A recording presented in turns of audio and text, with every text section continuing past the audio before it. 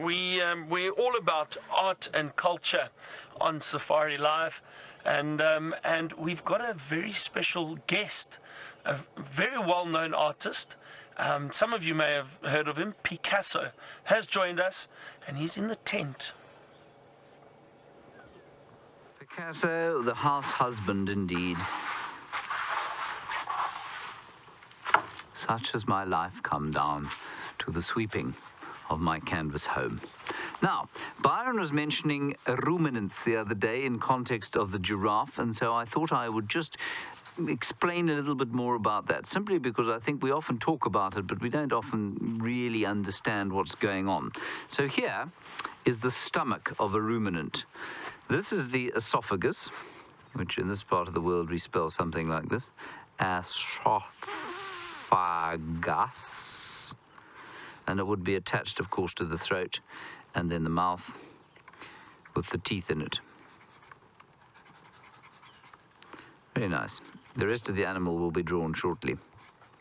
Normally no top teeth at all, actually. Right, then we go down. What happens is the grass, when it's, well, we better actually draw the creature immediately so that I can explain exactly how it works.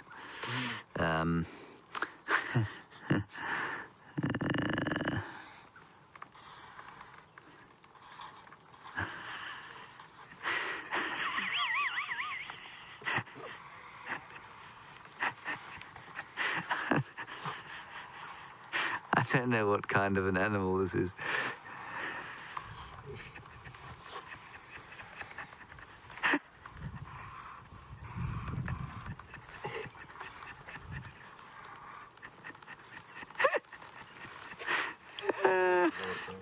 Right, now what? I've never met anybody with such an appalling sense of proportion that I have.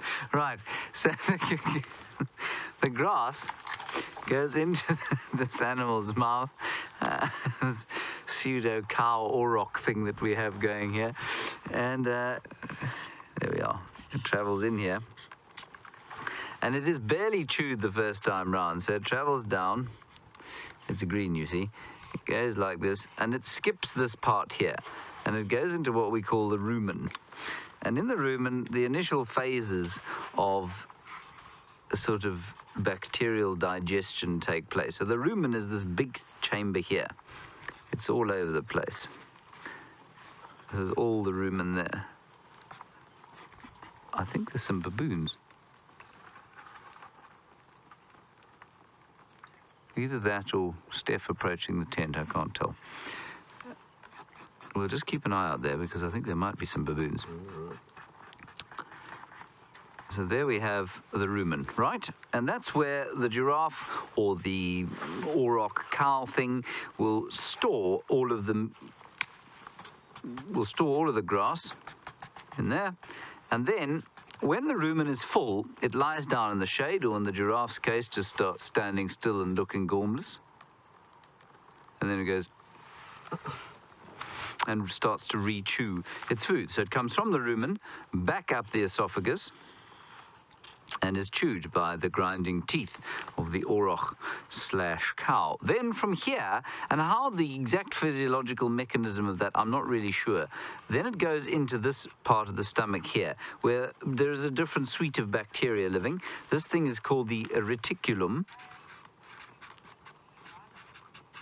There we go. That is the reticulum.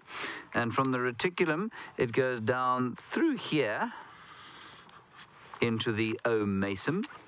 Can't believe I'm remembering this. And from the omasum, it goes back out into the abomasum.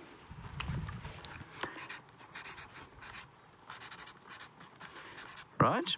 And from there, it travels out into the small intestine. Right. I'm just going to write that now, small intestine. Whereupon it looks pretty much the same as it does on the rest of the animal. So the small intestine will be sort of meters and meters and meters. That, and then eventually it gets to the bottom where the tail is, and small black pellets come out, fall to the ground, and make a pile over here. And then what happens is that you get a dung beetle that comes along.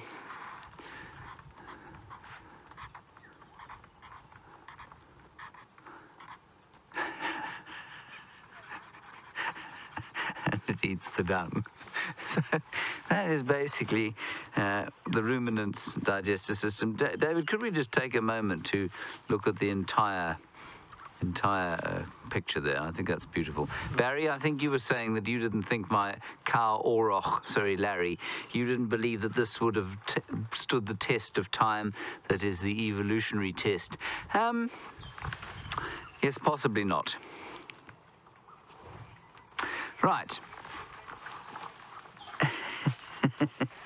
Tamira, you suggesting a GoFundMe page for drawing lessons.